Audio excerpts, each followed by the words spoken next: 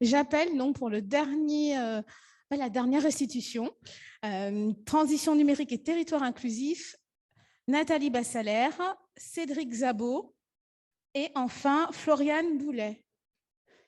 Vous êtes là, nous vous attendons. Et je propose aussi que vous démarriez le vote. Donc n'hésitez pas à continuer de voter. Et puis juste après, on pourra restituer et commencer à regarder tous vos votes. Donc on vous remercie. Donc, 6 propositions sur cet axe territoire en lien avec la transition numérique.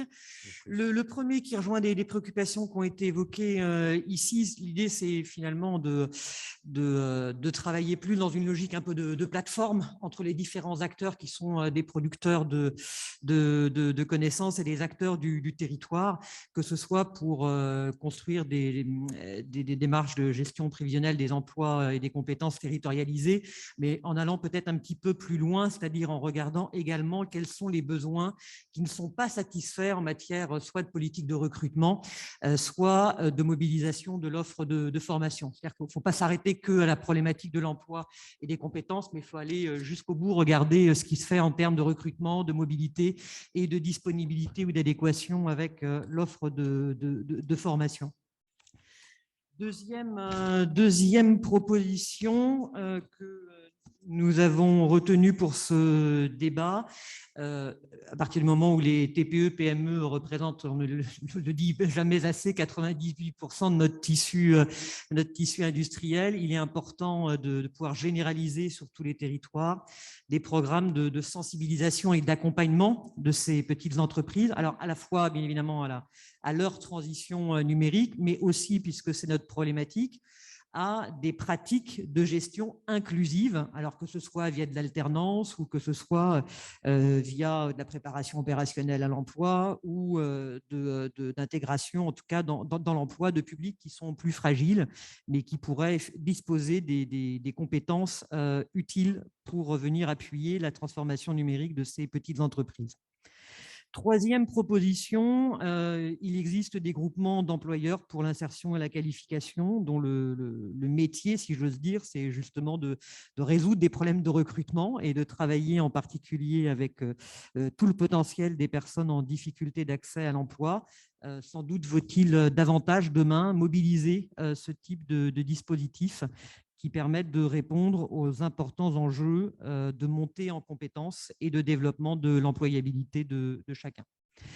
Quatrième proposition, mieux répondre. On ne fait pas rien, mais en tout cas, on peut mieux répondre aux enjeux de formation et de développement des compétences au niveau local, pour notamment faire de l'industrie 4.0 un levier de réindustrialisation. Ce qu'on oublie, c'est qu'en fait, on pense toujours que l'emploi industriel est dans les métropoles, mais de mémoire, vous me corrigez, je crois que c'est 70% de l'emploi industriel qui est dans les villes de moins de 200 000 et qu'il y en a 30% dans les communes rurales. Donc, ce qui veut dire qu'on a des gros enjeux d'emploi industriel. Et donc, là où il y a de l'emploi, il faut mettre des dispositifs d'enseignement et de formation. C'est un peu le message que donne cette proposition, et en disant qu'il faut également pouvoir chaîner les interventions de manière à la fois horizontale, depuis effectivement le repérage des difficultés à l'insertion, etc., mais également de manière verticale, de façon à avoir un spectre de formation, en gros, de de bac-5 à bac+5, de façon à couvrir l'ensemble des besoins de ceux qui sont peut-être moins qualifiés et qui doivent rapidement acquérir des compétences, pour ceux qui sont des potentiels et qui viendront alimenter cette industrie 4.0.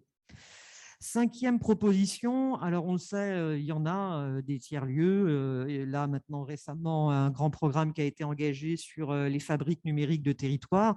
En fait, il faut généraliser le déploiement et sans doute aussi pérenniser le dispositif de financement plutôt que de fonctionner uniquement par appel à manifestation d'intérêt.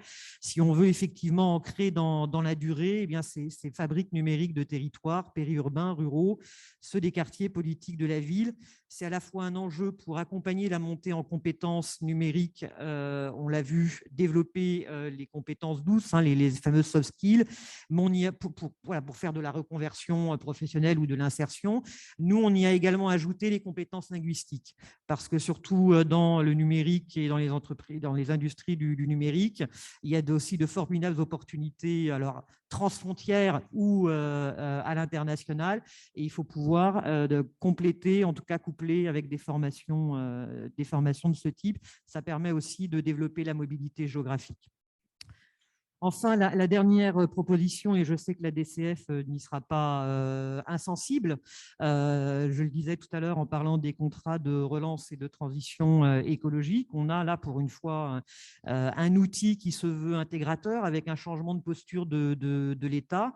Est-ce qu'effectivement on ne peut pas aller plus loin dans ces contrats de relance et de transition écologique pour en faire finalement des contrats de relance et de transition numérique et écologique, c'est-à-dire en y incluant effectivement un volet numérique, et comme je le disais tout à l'heure, c'est-à-dire en y mettant des objectifs, hein, pour qu'on ait à la fois un haut niveau d'ambition sur la réalisation de ces deux transitions, mais qu'on ait aussi un haut niveau d'ambition sur l'inclusion dans l'emploi qu'elles doivent nécessairement accompagner.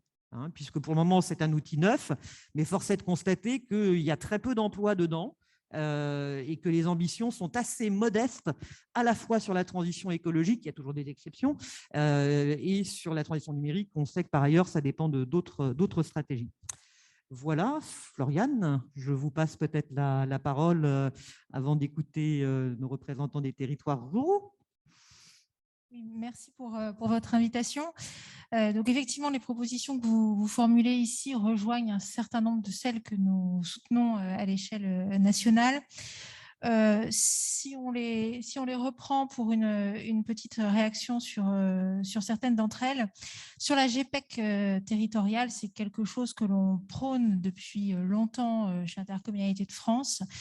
Nous sommes beaucoup investis sur ce sujet-là avec Territoire d'industrie, qui est un dispositif qui permet à la fois de faire la passerelle entre élus locaux et chefs d'entreprise industrielle sur un territoire, et enfin de faire le lien entre public et privé.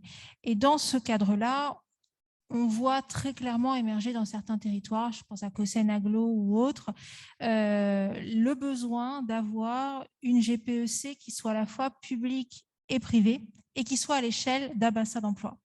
Ça marche extrêmement bien. Ça demande beaucoup de temps et surtout, il faut savoir ce que l'on veut faire de cet outil-là. Mais une fois qu'on a répondu à ces questions-là, ce sont des outils qui fonctionnent.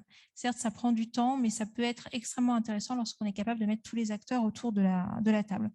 Donc ça, pour ça, on vous soutiendra également dans cette optique-là. Sur les besoins non satisfaits, les politiques de recrutement, etc., c'est quelque chose qu'on voit se généraliser dans beaucoup de territoires. L'offre de formation aujourd'hui n'est pas forcément au bon endroit, partout. Vous le disiez, 75% de l'emploi industriel est hors zone métropolitaine. C'est énorme. Or, les lieux de formation sont dans les métropoles. Comment est-ce qu'on fait pour avoir des lieux de formation qui soient au plus près des territoires? Quelque chose sur lequel on travaille beaucoup. Nous, c'est ce qu'on appelle les académies industrielles. Enfin, grosso modo, c'est la même idée. L'idée est d'avoir non pas que des IUT dans des villes moyennes, mais aussi des structures de formation qui aillent jusqu'au Bac+5, voire au-delà. Pas forcément des structures universitaires, pas que des antennes universitaires, parce que l'on sait très bien que la machine universitaire est quand même relativement lourde à manier. Or, on a des besoins qui sont quand même relativement urgents. Et dans un certain nombre de territoires, on arrive à avoir des écoles d'ingénieurs ou autres qui arrivent à créer des antennes de façon certainement plus souple. La démarche avance. Dans le cadre de France 2030, on a aujourd'hui une ministre de l'Enseignement supérieur qui est à l'écoute sur ces sujets-là, un Premier ministre surtout qui est assez attentif à ces enjeux. Donc, on travaille à ces questions. sur les groupements d'employeurs pour les personnes qui sont en difficulté d'accès à l'emploi, bien évidemment, la généralisation, nous soutenons cela. Généraliser les tiers-lieux, oui, bien sûr. Il faut savoir ce que l'on met dans ces tiers-lieux. Aujourd'hui, on a quand même une question autour de cette notion de tiers-lieu qui veut dire beaucoup de choses différentes d'un territoire à l'autre. Qu'est-ce qu'on met exactement dedans? Je pense que c'est ça aussi qui fait peur à l'État et que la logique d'appel à projet permet aussi de sélectionner. Mais en tout cas, ça permet aussi de revitaliser certains territoires et ça a une véritable utilité sociale. Donc nous, on travaille avec France Tiers-Lieux depuis les origines du sujet et bien évidemment, il y a une nécessité d'accompagner tout ça. C'est comme pour la formation, en fait. La formation en soi n'est pas une fin et il faut surtout l'accompagner. C'est des questions de mobilité, de logement, etc. qu'il y a derrière. Donc, en fait, c'est toute une politique auquel les collectivités locales peuvent être associées. La formation en tant que telle n'est pas suffisante. On le voit bien quand une école s'implante dans un territoire, il y a tout un environnement à associer. Et peut-être un dernier point, j'imagine qu'il ne faut pas que je sois trop longue, sur les CRTE. Et là, ça sera très bien. Et la volonté d'avoir des contrats intégrateurs, ça fait une dizaine d'années que l'on plaide en ce sens-là, donc on est plutôt satisfait de l'ambition portée par le Premier ministre sur ce sujet. Reste que du concept à la réalité, il y a quand même un gap. On a une première étape et on a des élus qui portent le sujet.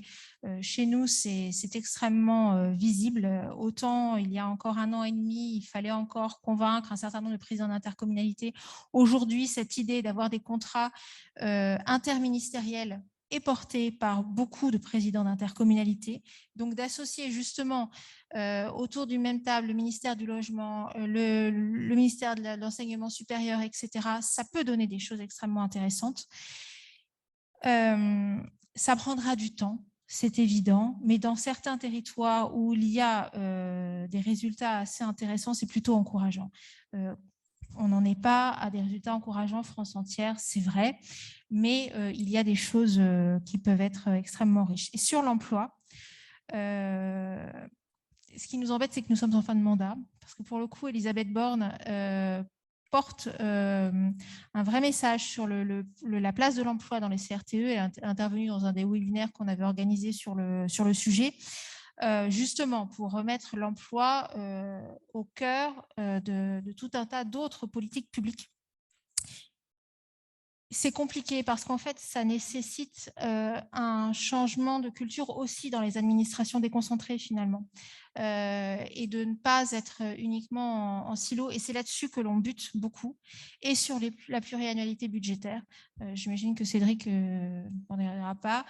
Aujourd'hui, on a des CDRTE qui sont annuels, donc avec des engagements de l'État, ministère par ministère annuel, donc la machine est quand même assez lourde et c'est là-dessus qu'il faut qu'on travaille, à la fois sur la transversalité, mais aussi sur les engagements pluriannuels, sur ces questions de formation, d'emploi, etc. Non seulement il y a une diversité d'acteurs à mettre autour de la table qui est très importante, mais en plus de ça, il faut des financements qui soient à la hauteur des enjeux. Et quand on parle de transition numérique, c'est évident qu'il faut quelques subsides. Voilà.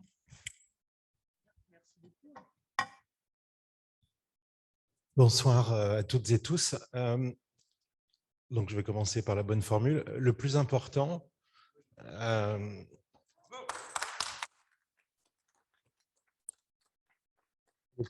faites attention parce que j'en ai plusieurs, mais le plus important, c'est le récit. Tout ce que vous nous donnez là depuis un petit moment et qui est le fruit d'un travail important, donc qui est extrêmement respectable et parce que c'est précieux comme intelligence mobilisée tout au long de ces longues heures d'échange. C'est au service d'un récit. Et aujourd'hui, ce récit, on le sait tous, il faut le réenchanter.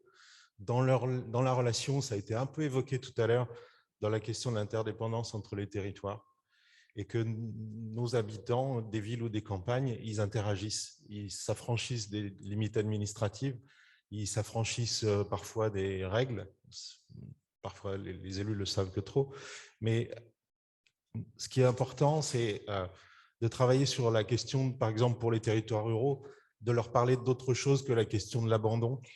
Et donc, la question de l'interdépendance, la question, par exemple, si je prends la proposition sur les groupements d'employeurs, très bien, mais tout ça renvoie pour nous à l'importance d'avoir une logique, une prospective et une perspective du nouveau rôle que va prendre l'ensemble de l'espace rural dans ces interactions sur la question de la transition numérique. On va enfin avoir d'ici quelques années un niveau à peu près équivalent en termes d'infrastructures dans les territoires ruraux, même s'il y a toujours des écarts et parfois même qui grandissent.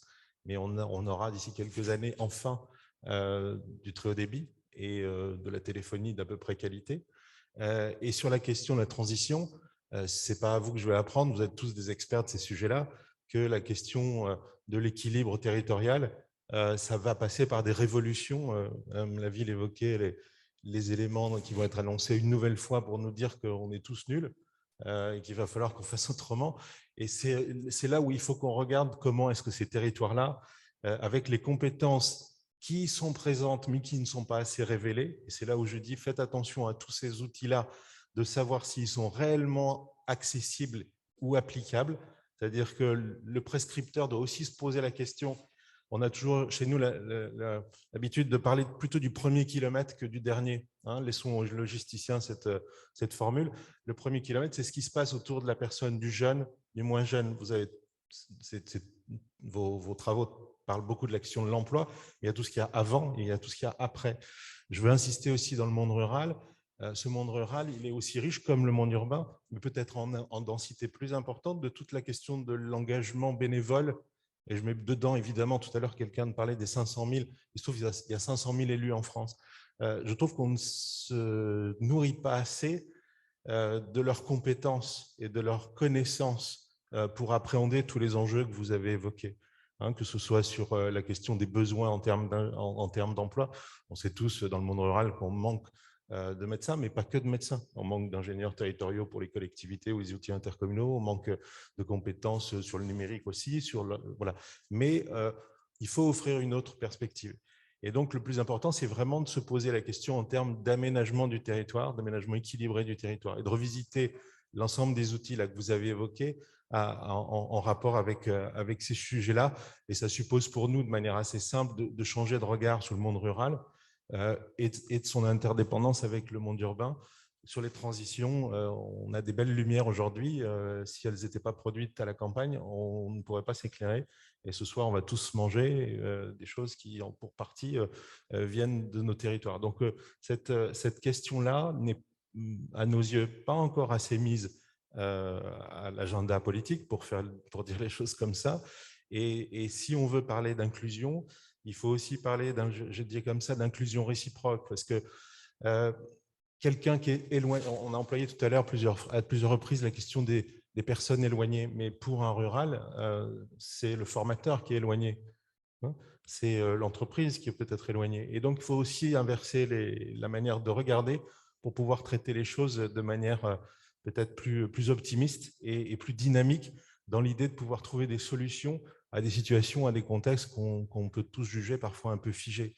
On annonçait des choses là pour le début de semaine. J'en annonce aussi une dans laquelle ma collègue est aussi associée, je crois. On travaille avec les autres associations ou de collectivités ou de groupements de collectivités sur une alliance sur la question de la place du numérique dans la société, comme ce que tout le monde sait ici, mais qu'on a parfois tendance à oublier, c'est que ça reste et que ça doit rester un outil. Et c'est une expression qu'on connaît bien à la campagne, c'est que l'État, mais ce n'est pas le seul, on a un peu mis la charrue avant les bœufs, et en ayant une injonction sur le numérique pour accéder à l'emploi, pour accéder à les interactions aujourd'hui avec un demandeur d'emploi rural, c'est la dématérialisation forcée. Et ce n'est pas efficace, on le sait. Et donc, à partir de là, il faut aussi se reposer ces questions-là de la manière dont on peut travailler la question de l'employabilité, qui est un terme qu'on a tous en tête, aussi au regard des capacités des structures, des entreprises à se transformer pour bien prendre en compte l'ensemble des habitants où qu'ils habitent et quelles que soient leurs compétences, On sait bien qu'à compétences égales, la question, ça a été dit par Floriane, sur la question des jeunes, par exemple, de l'accessibilité à la formation, à l'enseignement supérieur, on sait qu'il y a des limites, mais qui ne sont pas que des limites intégrées dans le lexis et l'habitus de l'individu, c'est aussi des choses qui sont intégrées dans la mécanique aujourd'hui du secteur de l'emploi et qui nous paraît aujourd'hui largement, comment dire, non pas disqualifié, mais insuffisamment adapté aux réalités des territoires dans leur globalité. Merci. Merci à vous. Et je propose qu'on regarde les votes. Qu'est-ce que vous en pensez? Allez, allons-y. Les votes sur, justement, transition numérique et territoire inclusif. Je te laisse la parole, Nathalie. Oui, on voit que les quelques votants 2, 4, 6, sachant que les votes resteront ouverts pendant encore pas mal de temps, mais en tout cas, les 6 premiers votants sont tout à fait d'accord avec l'ensemble des propositions qui ont été formulées sur ce sujet. Il y a quelques réserves qui seraient intéressantes pour un votant qui doit être a priori le même, de savoir ce qu'il a plus particulièrement en tête. Voilà. Et après, bon, effectivement, il y a des outils qui sont un peu plus techniques, donc je peux comprendre qu'il y ait du blanc. Le blanc, ça veut dire je ne sais pas. Et sur un outil, en plus de ça, nouveau, ce n'est pas évident. Est-ce que Madame Boulet ou Monsieur Zabot souhaiteraient compléter, réagir? On voit quand même qu'il y en a la deuxième qui se détache un tout petit peu. Envie de commenter? Je vais dire un mot sur les fabriques de numérique. Pour moi, elle était un peu contradictoire avec la 6e parce qu'il était dit qu'il fallait des dotations variables selon, en gros, l'exemplarité. Alors, en fait, ce que j'expliquais tout à l'heure, c'est que c'est une problématique d'aménagement du territoire et qu'il y a des territoires qui sont en fragilité aujourd'hui. Ils ne seront peut-être pas forcément les meilleurs sur ces mécanismes-là, mais qu'il faut peut-être plus aider. Et donc, à partir de là, la question de l'indexation des dotations, elle n'est pas tant sur l'exemplarité que sur la nécessité de couvrir le territoire dans sa globalité et pas simplement d'aller aider ceux qui sont déjà le plus aidés, qui est un sujet qu'on connaît bien dans l'univers des collectivités ou des outils intercommunaux. Et donc voilà. Et ensuite, je rejoins sur la question de la fabrique numérique. Oui, pourquoi pas, mais encore une fois, ça ne résout pas la question de comment on y arrive et avec cette problématique de la densification d'acteurs. Et donc, autrement dit, il faut que nous, territoires ruraux, travaillions davantage avec le monde urbain sur la question de l'attractivité en termes d'emploi. Aujourd'hui, il y a plein de filières. Moi, ça, c'est une vraie source de bonheur aujourd'hui dans notre association, c'est de voir arriver plein de jeunes, d'ingénieurs, de former des filières sur le développement durable, sur la transition, dire on a envie de travailler sur ces territoires-là, comment on fait? Et aujourd'hui, c'est une question de médiation finalement. C'est un bel enjeu aussi pour la suite.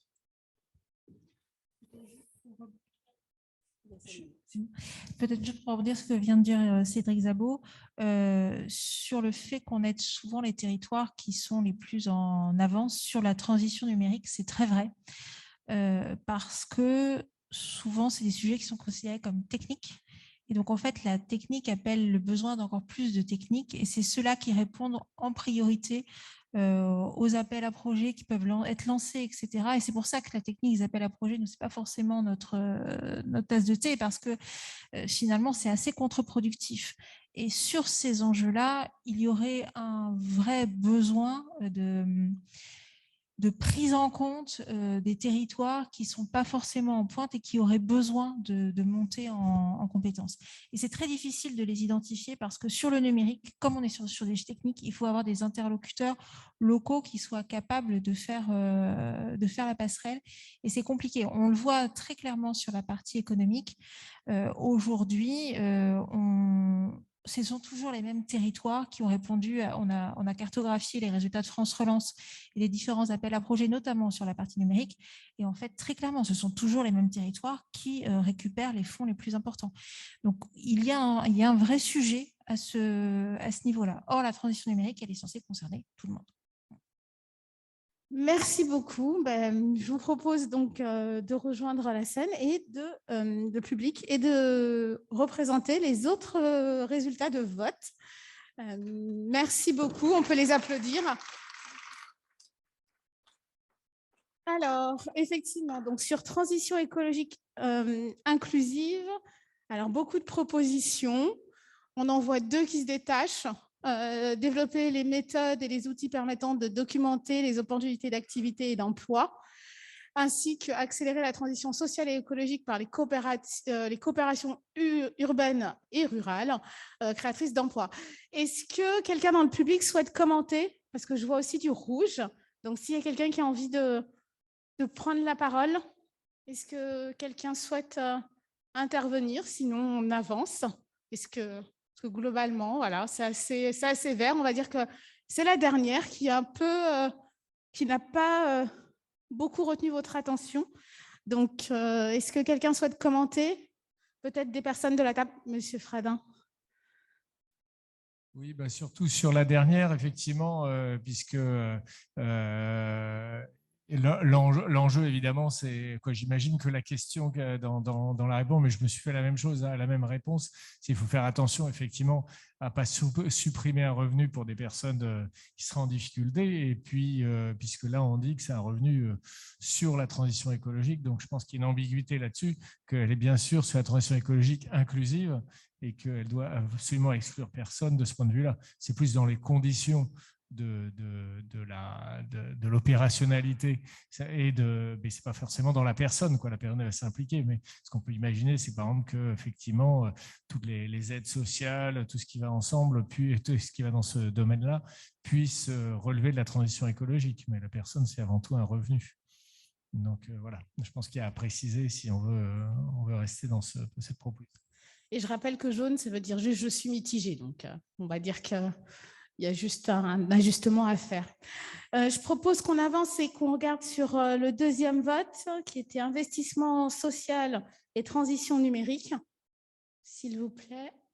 Merci. Voilà. Alors, effectivement, la première sur la réinventer et généraliser les VAE sort largement du lot. Et c'est celle qui vous interpelle au maximum. Est-ce que quelqu'un souhaite prendre la parole? Quelqu'un peut-être de cette restitution, de ce débat, ou une personne du public qui souhaite poser une question? Bon, bah les votants, pas d'avis, pas envie de partager vos notes. On va donc avancer. Effectivement, on avance sur compétences d'avenir, les résultats du vote. Peut-être que justement une personne de cette équipe de débat, de restitution a envie de prendre la parole, ou une personne du public, sachant que là, on est plutôt sur quelque chose d'un peu homogène, à part permettre à tous les professionnels de l'éducation de comprendre et partager les enjeux de l'IA, qui a l'air, bon, pas trop prioritaire, entre guillemets. Donc, vous êtes d'accord, mais vous controversez, voilà, exactement.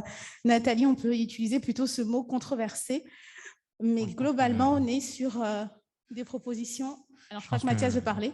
Oui, ce qui ressort quand même, c'est un degré beaucoup plus important d'adhésion aux propositions sur la petite enfance, alors que manifestement, le sujet de l'IA à l'école pose plus question. Et du coup, ça plaide pour qu'on en fasse un sujet du débat public. Il y a beaucoup d'inquiétudes au sujet de l'IA et du coup, il faut qu'on en parle. Voilà. C'est ce que ça prouve, ces éléments-là. En revanche, très fort soutien sur la petite enfance. Tant mieux. Tant mieux. Et donc, merci pour votre adhésion massive. On va peut-être continuer. Merci beaucoup. Transition et entreprise inclusive. Donc oui, on est sur une autre matrice où là, je suis plus perdue. Donc, plus compliqué pour moi d'expliquer, mais on va dire que je pense, en comptant les casques, on est plutôt sur des belles homogénéités aussi. Il y a typiquement, on va dire que créer un index de contribution, ben, globalement, tout le monde est d'accord, hein, on est sur du vert et pas du tout de jaune, donc il n'y a pas de discussion là-dessus. Et pareil, sur la dernière, mutualiser les travaux au PMQ au sein des OPCO, pardon, aussi, et plutôt bonne avec du je ne sais pas pour le blanc, pour rappeler ce que signifie le blanc. Est-ce que quelqu'un souhaite prendre la parole pour cette restitution? Ce sont les participants. voter le plus souvent favorablement, donc soit tout à fait d'accord ou soit plutôt d'accord. Et de l'autre côté, ce sont les participants qui ont plutôt soit été en désaccord, soit en l'occurrence il y a beaucoup de blancs, donc n'ont pas su s'exprimer, et ce qui est en soi aussi intéressant. Et donc on voit bien quand même qu'il y a des sujets autour du bonus malus et de l'index quand même qui sont pas complètement partagés. Voilà, donc on a vu les chiffres et je vous remercie tous pour avoir voté, joué le jeu. Et voilà, donc ces restitutions seront bien sûr dans le résumé, le compte-rendu. Je propose à Mathias Dufour de me rejoindre, ainsi que Monsieur de Margerie.